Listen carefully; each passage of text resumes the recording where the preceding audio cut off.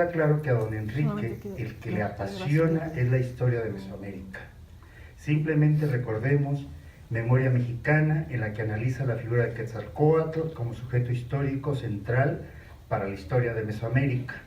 Le siguen Quetzalcóatl y los mitos fundadores de Mesoamérica y los orígenes del poder en Mesoamérica, en las que reconstruye procesos de larga duración que abarcan desde el preclásico medio o etapa olmeca hasta la época de la conquista española. Su obra más reciente y motivo de esta reunión, Imagen del cuerpo en Mesoamérica, 5.510 años antes de Cristo a 1521 después de Cristo, en la que analiza la representación de la figura humana a lo largo del tiempo. Para hablar de la obra, nos acompañan en el presidio la antropóloga física, la doctora Margarita Mesa, quien recientemente se incorpora al Instituto de Investigaciones en Antropología en la Universidad Veracruzana, y el doctor Eric Velázquez del Instituto de Investigaciones Estéticas de la UNAM, un historiador ampliamente reconocido por sus trabajos sobre el mundo maya. Para dar inicio a esta ceremonia, muchas gracias por estar aquí. En primer lugar, le daré la palabra al doctor Enrique Florescano, quien hará una breve presentación de su bello libro.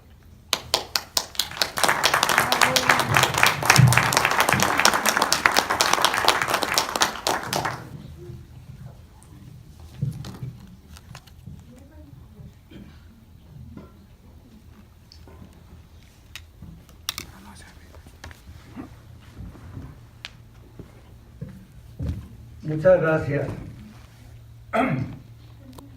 Para mí es un gran orgullo, un gran honor estar aquí en Jalapa otra vez y acompañado de mis amigos. Veo aquí a Raúl, está mi hermana, está mi hija, están mis sobrinos, mis sobrinas, y están muchos amigos, compañeros con quienes compartí trabajos y esfuerzos. Hicimos importantes obras sobre la historia de Veracruz en general, pero en particular sobre los problemas de la conservación del medio ambiente, de las plantas, de la riqueza enorme que tiene todo el estado en su ámbito biológico, climático y natural. Y ahora, pues me siento muy agradecido por esta invitación y por la promoción, sobre todo de Nelly Palafox, que es la cabeza de estas actividades y gran amiga mía, y le agradezco mucho su promoción y su trabajo. Gracias, Nelly. Bueno, voy a comenzar este trabajo, esta exposición sobre el libro reciente que se llama Imagen del cuerpo de Mesoamérica. Hace 3 años apenas, la doctora María de la Luz Gutiérrez Martínez me invitó a visitar las pinturas de las sierras de Baja California, que ustedes las ven aquí atrás. Durante el día recorrí algunos de los recintos que guardan este espectáculo grandioso de la pintura mural. Esta experiencia se enriqueció luego con la lectura de Paisajes ancestrales, identidad, memoria y arte rupestre en las cordilleras centrales de Baja California, que es obra doctoral de la doctora Gutiérrez Martínez. Inspirado por sus reflexiones, me dediqué a leer los estudios relativos a ese tesoro y a la pintura rupestre de otras partes del mundo. Así nació este ensayo sobre las imágenes, uno de los lenguajes más antiguos en la historia de la humanidad.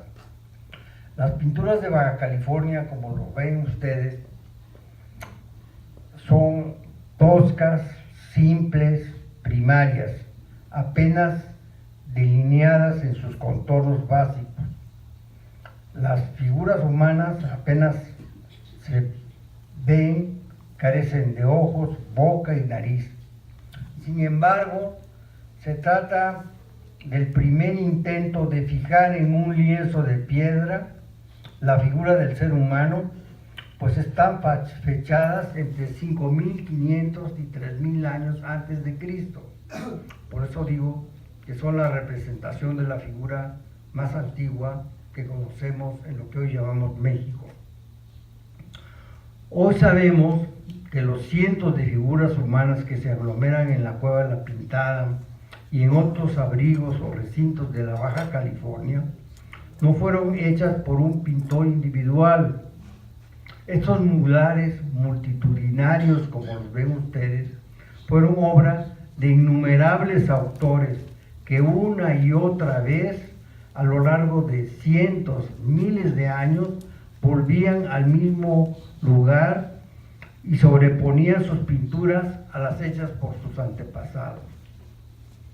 Esta renovación, revitalización continua de las pinturas revela que en esas cuevas y paredes de piedra eran lugares de visita y peregrinación constantes, sitios simbólicos donde se activaban las identidades de los chamanes y del grupo que los acompañaba.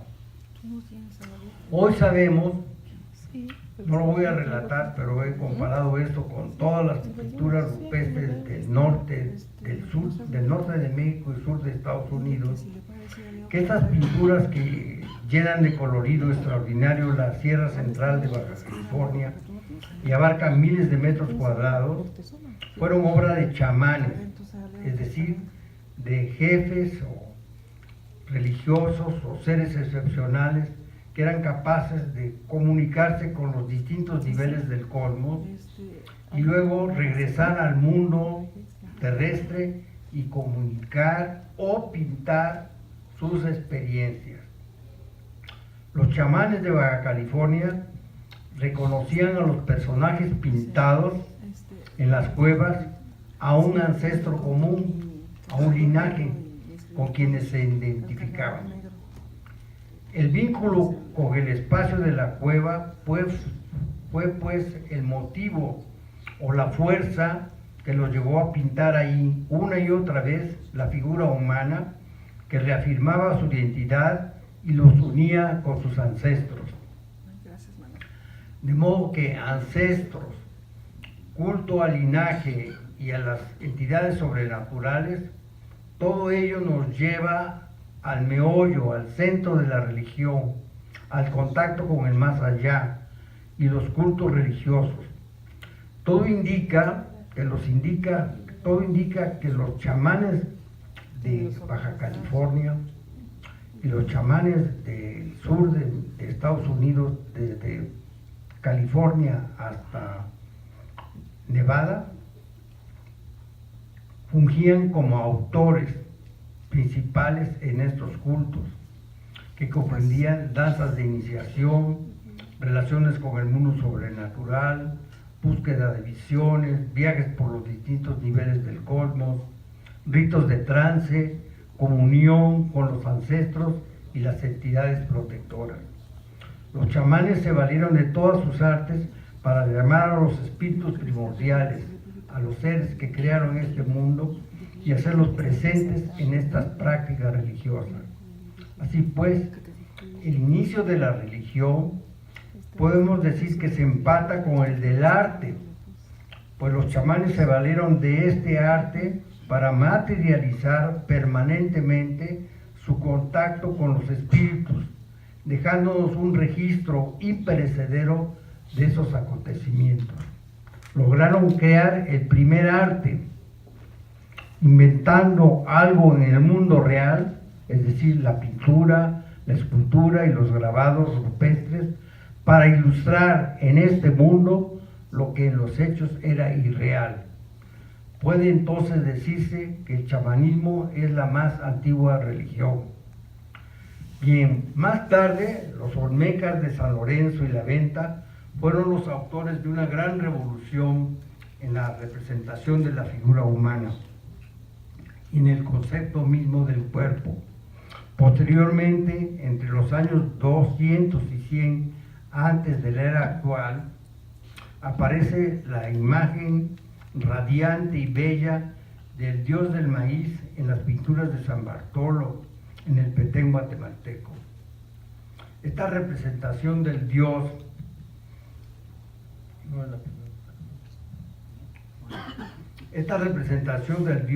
es la reproducción más fina y armoniosa del cuerpo humano de la época. Los mayas además desarrollaron una civilización literaria, pues la escritura se unió, como ven aquí, con la imagen, y esa alianza labró un camino que extendió el conocimiento más allá de los fines del texto. Con la caída de los estados clásicos,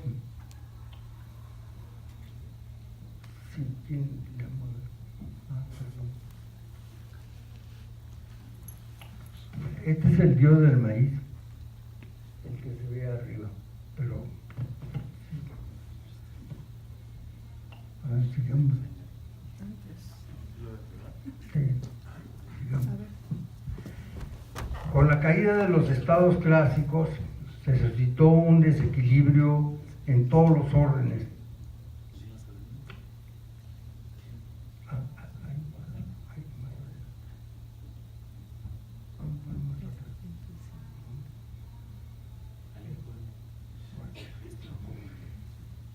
Con la caída de los estados clásicos se suscitó un desequilibrio en todos los órdenes y la aparición de nuevos fenómenos, guerras continuas, invasiones, migraciones en el centro y sur de Mesoamérica.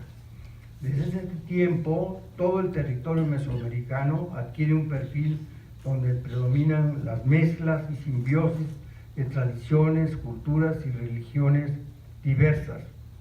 En las nuevas imágenes predominó un lenguaje donde primaba la voluntad de expresar con mayor claridad el significado. El origen de este estilo es debatido hasta nuestros días, pero hay acuerdo en que en Cholula es la cuna de la tradición que llamamos Mixteca Puebla, pues ahí confluyeron tradiciones zapotecas, teotihuacanas y otras que venían de la región del Golfo de México. El estilo Mixteca Puebla tiene una prolongación en el llamado estilo internacional, que se caracteriza por la calidad fina de su línea y color, por las proporciones de sus figuras y por imprimir las imágenes en espacios superficiales, es decir, las figuras no tienen piel. Pero aquí vemos ya estas figuras, es una figura extraordinaria de origen maya, pero pintada en la zona de Cacastla.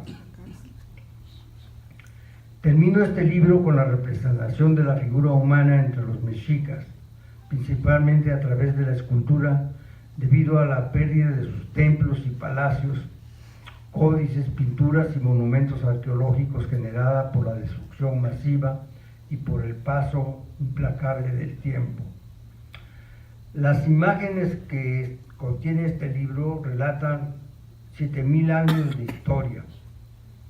Son como el gesto, la danza, el canto y el mito, los primeros transmisores de sensaciones y sentimientos, de conocimiento. Nos explican que con imágenes se transmitieron las primeras historias de Mesoamérica y son hoy un instrumento invaluable para comprender nuestro pasado y el momento actual. No quiero terminar sin expresar mi agradecimiento a quienes me ayudaron e hicieron realidad la publicación de este libro. A José Carreño Carlón, entonces director del Fondo de Cultura Económica. A Nelly Palafox, lectora, editora y compañera de este libro y de muchos otros antes. A Laura Esponda, a María de la Luz Gutiérrez, a Magali Barú, a Teocali Salazar, quien transcribió y mejoró mi escrito, a Bárbara Santana, a Verónica Ramos, que no está aquí, pero quien coordinó los esfuerzos de este equipo, y Eric Velázquez, quien conoció y me hizo sugerencias atinadas antes de publicar este libro, y que ahora me honra presentándolo.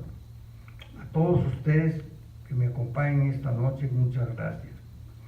Nada es más grato para mí que presentar Cuerpo e Imagen en Mesoamérica en la Feria del Libro. Como saben, inicié mis estudios históricos en la Universidad Veracruzana y entonces tuve el privilegio de ver los primeros imágenes del cuerpo mesoamericano en el Tajín y luego en el Museo Maravilloso de Arqueología de Jalapa. Muchas gracias a los realizadores de esta Feria del Libro que siguen cumpliendo su tarea de difundir y hacer llegar el libro al lector. Muchas gracias a todas y todos ustedes que vinieron a acompañarme. Gracias.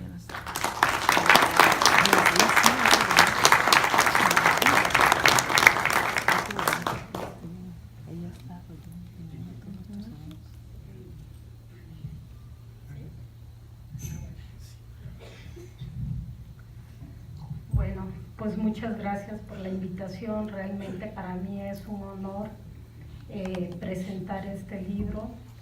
Tal vez mucho de lo que comenta aquí ya el doctor lo presentó, pero vale la pena volver a comentar y invitarlos a leerlo. Voy a dar lectura a mi texto. El libro es un espléndido trabajo. Como el autor lo afirma, un ensayo sobre las representaciones del cuerpo humano a través del tiempo, desde la prehistoria hasta el posclásico tardío en México. El autor nos confiesa que en el piso donde se construye su viaje reflexivo sobre las imágenes del cuerpo, se cimentan en las obras de David Williams, David Pearce, quienes utilizan las perspectivas de la arqueología cognitiva para acercarse a la interpretación del pensamiento y de la estructura simbólica que puede percibirse en la cultura material de las sociedades antiguas. Y llama la atención sobre el modelo neuropsicológico de 3 fases que proponen los autores, donde los estados alterados son el inicio de las imágenes figurativas. Si bien el título del libro se delimita al área de Mesoamérica, este viaje sobre la imagen del cuerpo comienza haciendo patente lo atractivo que resultaron las cuevas de los primeros habitantes del planeta, los neandertales en el Paleolítico, el Homo sapiens posteriormente. Cuevas, lugares de refugio, de vida cotidiana, pero también sitios de culto, de rito y de ceremonia. En palabras del autor, un escenario físico y psíquico que ha perdurado por milenios, lienzo privilegiado utilizado por los primeros grupos humanos. Y en este contexto, el autor nos transmite su sorpresa y deslumbramiento cuando ya él lo comentó en este momento. Este viaje por la imagen del cuerpo se sitúa en Baja California, en los momentos más tempranos del poblamiento de México. El doctor Flores Cano nos comparte la impresión que tuvo al visitar estas cuevas escarpadas de la Sierra de Baja California, siendo uno de los motivos que lo llevaron a escribir este texto. El libro se divide en 9 apartados. El primero se refiere a las pinturas rupestres de Baja California, datadas como las más antiguas en el territorio mexicano para 5500 a.C. Las imágenes que se pueden observar en estas cuevas se presentan como manifestaciones que ya él lo comentó, apenas delineadas, con contornos básicos, por ser representaciones geométricas de formas humanas, de animales marinos y terrestres que carecen de ojos, boca y nariz, pero con diversas formas, tamaños y colores que se pueden observar de forma superpuesta, lo cual hace pensar que hace 5500 años antes de Cristo, las personas que plasmaron estas imágenes tenían conciencia de su identidad, su existencia física, sus características biológicas, que nos hablan de ese dimorfismo sexual que se refleja en las pinturas humanas y de fauna representadas en estos espacios. En este primer capítulo, las imágenes de estas impresionantes cuevas se presentan a color, lo cual hace una invitación a conocer estos lugares. En el capítulo 2, titulado El chamán, orígenes de la religión y el arte, se hace un análisis del papel del chamán en diferentes culturas del mundo, su relación con las representaciones que han quedado a través del tiempo, en donde su participación fue primordial. Afirmación que está respaldada con los estudios etnográficos. Los chamanes fueron los actores principales en los ritos y ceremonias que culminaron pintando los grandes murales. Primero en lugares de grandes dimensiones, aislados con características rocosas, que no permitían el asentamiento permanente de las personas. Los eventos plasmados se han asociado con ritos y ceremonias, en algunos casos representando la cacería comunal, en otros arreglos matrimoniales, celebraciones, veneraciones a los muertos, ancestros o entes mitológicos. Al parecer, los chamanes actuaron intensivamente cuando surgieron situaciones de inestabilidad social, función que se ha relacionado al inicio de la religión, con el inicio de la religión. En el tercer capítulo se realiza un análisis comparativo de las posibles relaciones de las pinturas rupestres de Baja California y los petrograbados de Coso en California, Estados Unidos, en donde se puede observar que a pesar de la distancia, el tiempo y el espacio, comparten características como son las figuras de perfil que van en marcha, así como representaciones de fauna, específicamente de borregos y marrón. En el capítulo que se refiere al cuerpo, persona y retrato, periodo comprendido entre 1550 y 500 a.C., que corresponde a los olmecas de San Lorenzo y la Venta, en este momento se puede observar un cambio en representar a la figura humana.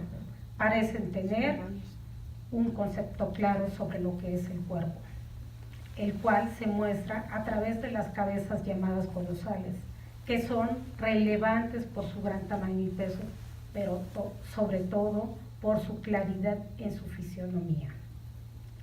El doctor Florescano señala que con ellos se pudo iniciar lo que para algunos autores han llamado la concepción del retrato.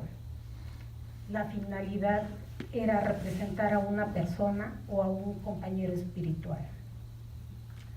También se menciona que para este momento el cuerpo pudo estar presentado como una concepción tripartita, el cielo, la tierra y el inframundo. Otro aspecto que resalta en este periodo es la técnica tridimensional, el alto y el bajo relieve. Si bien en este momento sobresalen las representaciones individuales, también en el libro se muestran varias imágenes que nos hablan de escenas grupales, como las figuras del altar o trono 5 de la Venta. Es una hermosa representación tallada en piedra, el cual se puede observar un individuo asomándose del interior de la cueva.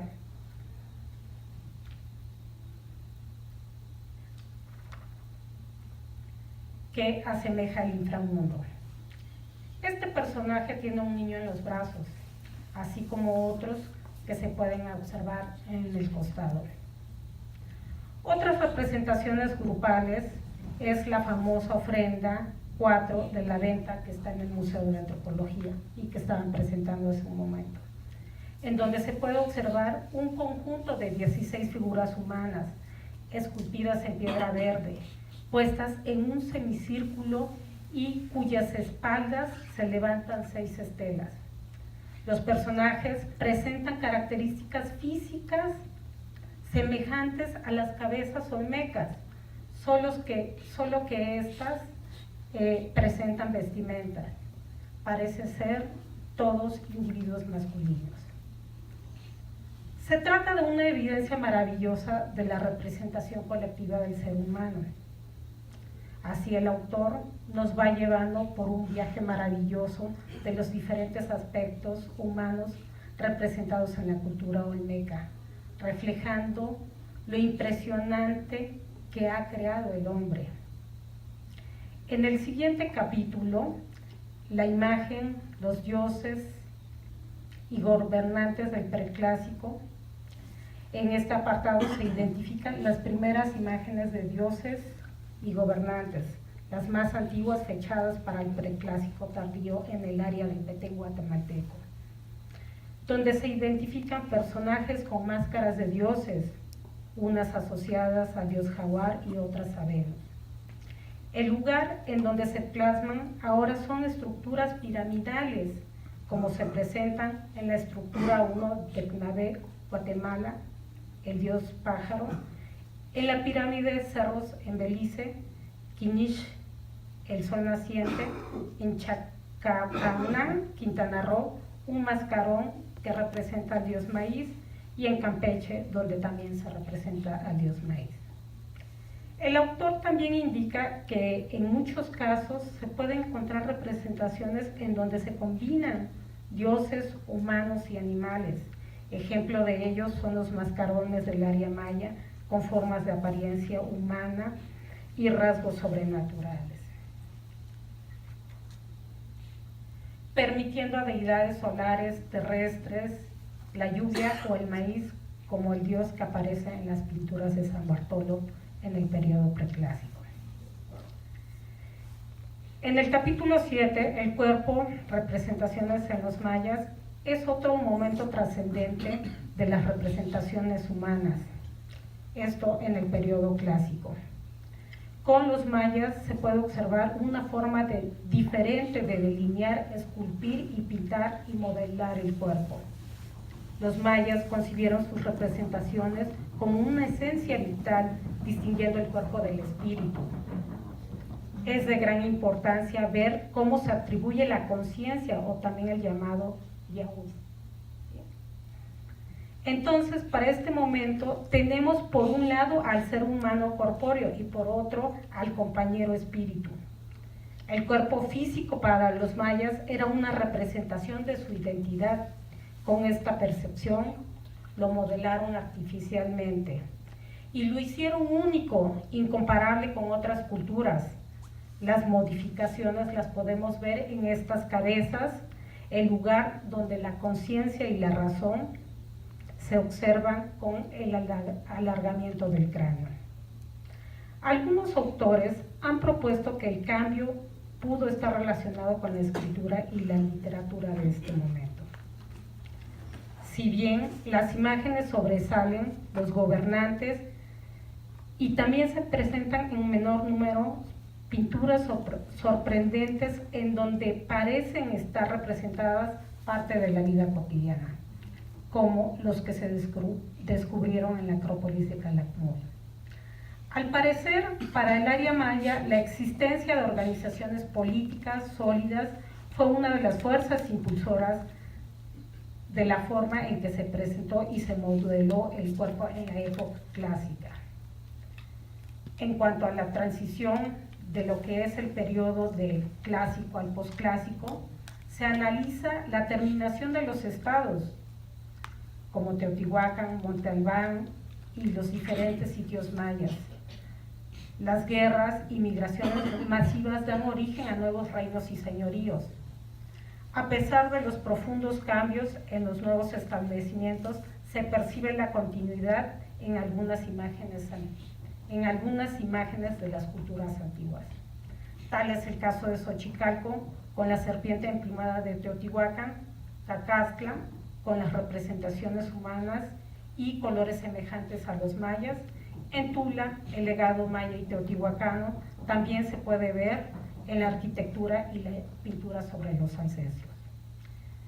En este periodo sobresalen una cantidad de figuras humanas, resaltando diversas actividades, como lo comentaba hace un momento el doctor, danzas, juegos de pelota, todo lo anterior en un medio donde rebosan las flores, las mariposas y el agua.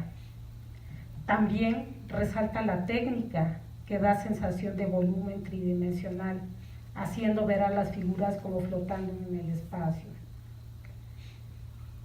Si bien muchas de estas representaciones las conozco en los sitios arqueológicos de donde están, es fascinante cómo todo el libro se argumenta con estas imágenes y el análisis tan profundo que invitan a regresar a estos sitios. A finales del Epiclásico desaparecen algunos estilos que se venían observando y predomina el significado y por ello se simplifica la realidad. Para este momento los colores se aplican de forma homogénea, sin sombreados ni desvanecimientos. Las áreas de color se separan con gruesa línea oscura, afectando a la representación de las figuras humanas, dando sensación de rigidez sin proporciones naturales, como se puede ver en algunos códices. Los rostros se presentan de perfil, igual que las piernas y los pies, a diferencia del cuerpo que no tiene un ángulo bien definido. Para estos clásicos destaca la extensión de la superficie que se usa para representar escenas complejas de figuras humanas y deidades. Esto se puede encontrar en la pintura mural o en códices, lo que algunos han llamado estilo posclásico internacional. Los dioses que se plasman en los códices mayas, el autor da cuenta que eran energías personificadas ambivalentes, haciendo las imágenes más suculentas como se muestran en el códice Dresde, y advierte la semejanza de las representaciones con las encontradas en este centro de México. Nos indica la relación intensa entre las dos regiones y el hecho de plasmar signos, símbolos, imágenes del cuerpo humano, la cual tuvo una función decisiva como medio de comunicación. Y reafirma que el propósito de su trabajo es mostrar las transformaciones milenarias de la figura humana para poder dotar de identidad a los grupos y comunicar mensajes acerca de su convivencia con la naturaleza, el cosmos, las modalidades de su paso por el mundo. El viaje termina en el posclásico tardío con los mexicas, donde se puede observar el arte y las representaciones humanas como resultado de una simbiosis de los pueblos anteriores.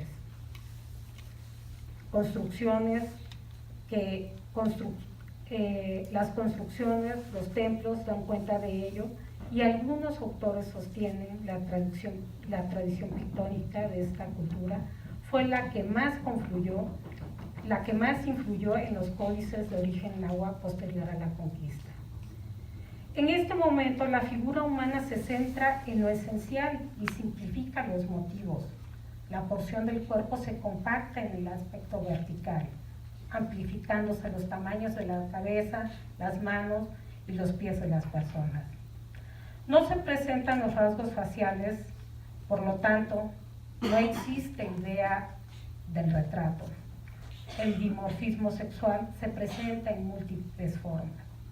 Las figuras zoomorfas relacionadas con el culto a ciertos animales. A forma de síntesis, puedo decir que el libro representa una forma fascinante de analizar los rasgos corporales, su expresión, dependiendo de cada cultura, las técnicas y los recursos. En los primeros momentos fue la pintura, posteriormente los grabados, las culturas en piedra, madera. Conforme fue pasando el tiempo, las representaciones se realizaron en diferentes construcciones, estelas y códices.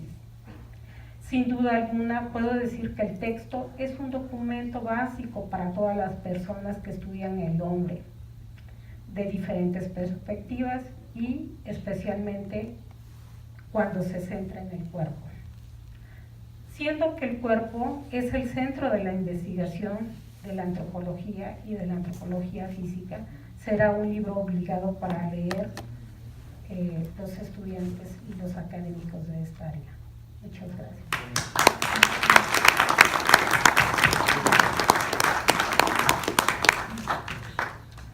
Bueno, yo quisiera comenzar diciendo que yo me siento muy honrado por la amistad que me ha concedido el doctor Florescano.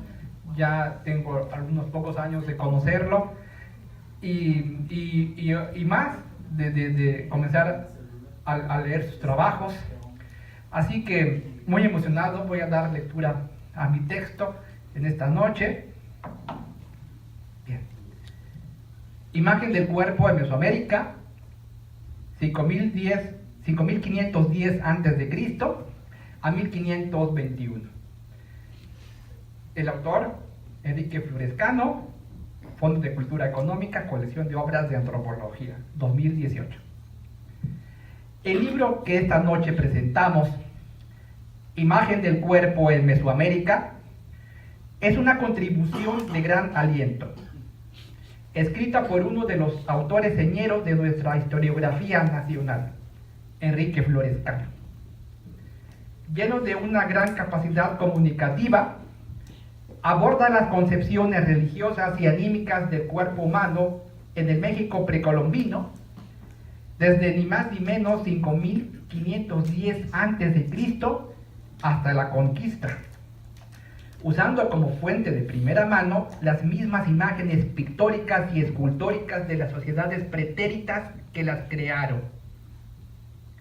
Pero además, contrario a lo que de su título se podría esperar, esta obra excede por mucho las fronteras tradicionalmente reconocidas de Mesoamérica, toda vez que más de la tercera parte del mismo se refiere a las pinturas rupestres de la milenaria tradición gran mural, ubicadas en un sinfín de cuevas y abrigos rocosos en distintos lugares de la Sierra de Baja California. Al abordar estas últimas, el autor nos comenta que hoy estamos en condiciones de saber que dichos aglomeramientos de figuras humanas isomorfas jamás fueron concebidos como un programa premeditado de escenas de guerra o cacería, sino que cada figura individual fue pintada y sobrepuesta a las otras, incluso después de decenas o centenares de años, creando la ilusión de que estamos ante complejas composiciones pictóricas de tipo narrativo, cuando en realidad se trata solamente de una saturación de figuras individuales y sin interconexión entre sí, pintadas todas en distintos episodios del tiempo y juxtapuestas en un palimpsesto rocoso. Si bien las unen arcaicas concepciones sobre el cosmos, que fueron esgrimidas, conservadas y perpetuadas por especialistas rituales semejantes a los chamanes siberianos, quienes a su vez eran probablemente los pintores y transmisores de aquel canon pictórico.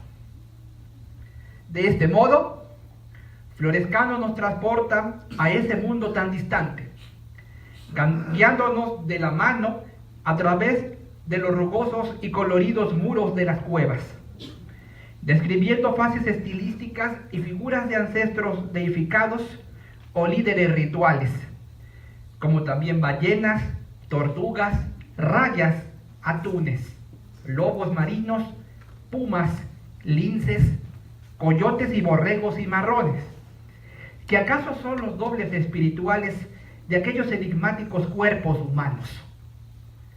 Enrique Florescano nos invita a asomarnos por los laberínticos senderos del cerebro primitivo y la conciencia humana.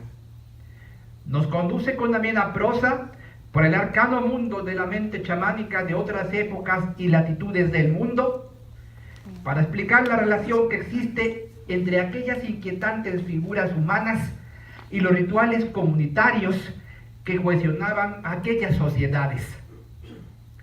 Y no a muchos kilómetros de Baja California encuentra un piélago fértil de petroglifos californianos, denominados Tradición de Coso Range, donde el autor ejercita un conjunto de observaciones comparativas toda vez que en esa tradición hermana hallamos también borregos y marrones en conjunción con la figura humana. Los petroglifos de Coso Range, al igual que las pinturas de la tradición gran mural, obedecen a arquetipos tradicionalistas y dogmáticos con poca variación a lo largo de los siglos, lo que responde quizá a una concepción del mundo tan conservadora que confiaba en la perpetuación de los ancestros como garantía de la pervivencia humana. El culto a los antepasados se torna tridimensional en las planicies pantanosas del río Coatzacoalcos, cuando asistimos al descubrimiento de sendos bultos sagrados con esculturas olmecas de madera, envueltas en esteras y amarradas con sogas de isle en el yacimiento arqueológico del Macayal, fechadas entre 1200 y 900 a.C. Se trata de recipientes antropomorfos para las almas de los dioses, cuya condición envuelta resguardaba sus energías sagradas, figuras antropoicas que ya muestran la tan común modificación craneal tabular erecta de los antiguos hablantes de protomije, idioma extinto que era hablado en la región de San Lorenzo. Asociados con aquellos bultos sagrados de los dioses, fueron hallados por los arqueólogos Ponciano Ortiz y Carmen Ceballos un conjunto de cetros de madera, pelotas de hule y piedras verdes de jade y de nefrita. El arte colosal olmeca alcanza la cúspide de su apogeo en los célebres sitios de La Venta y Tres Zapotes, donde por primera vez hallamos genuinas composiciones grupales o acaso narrativas, donde la figura humana del mandatario funge como bisagra entre el mundo natural y social de las criaturas, por un lado, y el ámbito inescrutable y divino del interior de la cueva. Por otra parte, las célebres cabezas colosales enfatizan la individualidad humana, guardando un compromiso mimético, por vez primera en Mesoamérica, entre el modelo humano y el retrato. Conviene decir que en un trabajo reciente, presentado por el autor en la FIL de Guadalajara, he sostenido algo semejante sobre que sobre las frentes o cascos de las cabezas colosales de La Venta y San Lorenzo tenemos algunos ejemplos de la escritura más temprana de América, pues se trata de los nombres propios de cada gobernante. Esta idea apoya totalmente las intuiciones de Enrique Florescano, quien sostiene que ya desde los tiempos olmecas, la figura humana pintada, labrada o esculpida implicaba en sí misma la representación de los componentes anímicos que eran también parte del cuerpo y algunos de los cuales se encontraban, o al menos transitaban, por la frente y la cabeza, particularmente un elemento calorífico de origen solar denominado Kin por los mayas y Tonali por los nahuas, que conllevaba el destino personal, la autoridad y el nombre propio. Pero había algo más. La figura humana en el arte olmeca se amalgaba con las imágenes y elementos simbólicos del dios del maíz, situación que volveremos a encontrar siglos después en el arte maya, y veremos por qué. Con gran soltura, la pluma de Florescano nos entrega una sección del libro dedicada a la representación iconográfica de las estelas y otros monolitos del Baúl, Tacalic Abá, Izapa, Chalchuapa, Aminalcuyú y Nacbe, describiendo unas tradiciones consagradas a la representación de dioses antropomorfos y mitos cosmogónicos, mientras que en otras regiones ya observamos la figura ataviada del gobernante humano, en cuyo cuerpo y humanidad se concentran los valores colectivos de la comunidad, los poderes de los dioses y la presencia de los ancestros. Enrique Florescano sugiere que en este tipo de obras los mandatarios ya ejercían el ritual de concurrencia o personificación de los dioses, conocido entre los mayas como Bajilán y entre los nahuas como Ixiptla. Luego de esto, el libro penetra en el problema de la representación de rostro humano en los grandes mascarones colosales mayas de Zuco de Chacchobén, Cojundich, Cerros, Lamanay, Tikal, El Mirador o Calakmul, que por lo general muestran retratos de los mandatarios o de las grandes fuerzas celestes y terrestres que dinamizan el cosmos.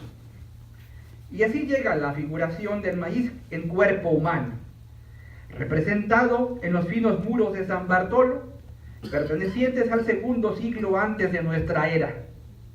Pero todo aquello apenas es un preámbulo para abordar a los mayas del clásico, cuyo naturalismo en la figura humana sirvió para el propósito esencial de glorificar al Cuculajau o Señor Divino, eje y centro del cosmos que cuestionaba los valores y símbolos de su comunidad.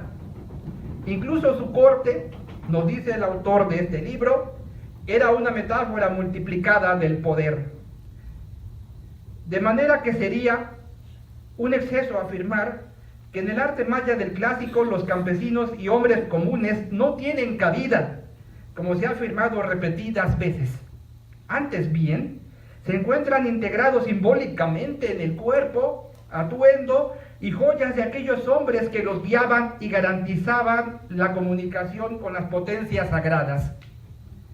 Así como sabemos, gracias a las inscripciones jeroglíficas, que el alma esencial era el olis, semilla corazón, que guiaba la conducta y las motivaciones humanas, Dios tutelar o patrono de los grupos bajo el nombre Olis Kuj o Dios corazón. Si bien el olis es la esencia del maíz, creador de los hombres y del patrono de los linajes, que se envuelve dentro de la cobertura del cuerpo, al mismo tiempo también se trata de una coesencia que hermana a diversos hombres a través de la estirpe. Un segundo tipo de coesencia, quizá no innata, sino adquirida, era el guayiz, conjunto de deidades del inframundo y las enfermedades que se incorporaban al cuerpo de los gobernantes mayas para servir de espíritus auxiliares en el ejercicio del poder. Pero si el alma guayiz representaba el inframundo en el interior del cuerpo humano, mientras que el olis era el espíritu vegetal del dios del maíz, el área celeste también se encuentra dentro del continente corporal mediante el kin, calor, elemento vital de origen solar que, por estar débilmente adherido al cuerpo de los recién nacidos, hacía que estos tuviesen que ser sometidos a vendajes, masajes, tablillas y cunas compresoras, cuyo objetivo era modificarles el cráneo de forma tabular oblicua, para que la testa adoptara la forma de la mazorca y aquellas criaturas pudiesen convertirse en mayas, en personas. Además, el acto mismo de enrollar la cabeza de los infantes en esas vendas compresoras obedece al mismo principio básico que vimos siglos antes en los bultos sagrados del Macayal, de envolver para conservar a los dioses en el interior. El libro de Florescano se ocupa de estas cosas, pero también vierte su mirada al antropomorfismo de los dioses mayas, quienes, como diría Genófanes, pintaban sus dioses a imagen y semejanza de sus adoradores, incluyendo sus cabezas modificadas. El capítulo de los mayas concluye con una reflexión sobre las pinturas de Calakmul que fueron encontradas en 2001, donde observamos inéditas e inesperadas escenas del cuerpo humano involucrado en actividades aparentemente cotidianas, asociadas con tabaco, con masa de maíz, con sal, con bebidas de atole y demás. El autor favorece la postura de que se trata de representaciones de la nobleza media o baja de la ciudad. Los últimos apartados de la obra se centran en la transformación de los cánones artísticos para representar el cuerpo humano, pues la caída de Teotihuacán, de Monte Albán y de las ciudades mayas del Clásico propicia no solo un ambiente de migraciones, crisis, inestabilidad y cambios, sino la constitución de un nuevo sistema de relaciones culturales y comerciales, que a la postre terminan en la maduración de un nuevo estilo pictórico de tipo conceptual y no naturalista en la cosmopolita ciudad de Cholula. Los atributos visuales de esta nueva tradición enfatizan el significado que transmiten las figuras en detrimento del detalle anatómico o de las aspiraciones miméticas, a tal grado que la imagen se torna en un medio de transmisión del conocimiento, incluyendo desde luego la imagen del cuerpo humano. Enrique Florescano nos entrega la historia de cómo se fue fraguando esta nueva tradición estética en la representación del cuerpo, desde sus orígenes a la caída de los reinos mayas, pasando por los ejemplos de su máxima expresión en el arte mixteco, hasta llegar a la escultura de la sociedad mexica, donde los cánones de ese nuevo estilo internacional se reflejan fielmente en el bajorrelieve, aunque la escultura exenta de tipo volumétrico manifiesta un sobrio realismo en la figura humana, subrayada por la fuerza del modelado poderoso. Se trata entonces de un libro conmovedor por su tema, ambicioso por sus aspiraciones de alcance geográfico y temporal, propositivo y novedoso, que nos introduce por complejos problemas que se presentan como si fueran temas sencillos, gracias a la pluma diestra y versada de su autor. Muchas gracias.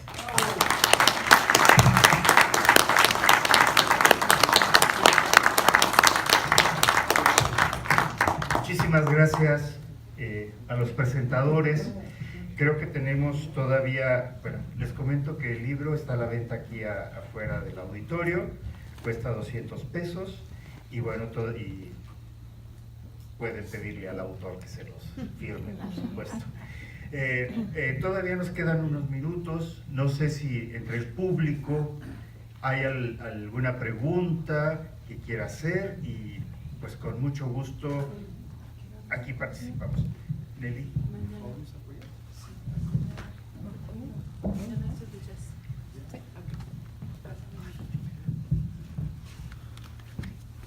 No sé, es pura impresión sobre los murales de Baja California. Dijiste, Eric, que pues parecieron nomás estaban puestos, sobrepuestos y ya. Pero bueno, viéndolos con cuidado, da la impresión de que pues, ellos veían el mundo con los vivos y los muertos presentes entre nosotros. Esa fue la impresión que a mí me dio al verlos.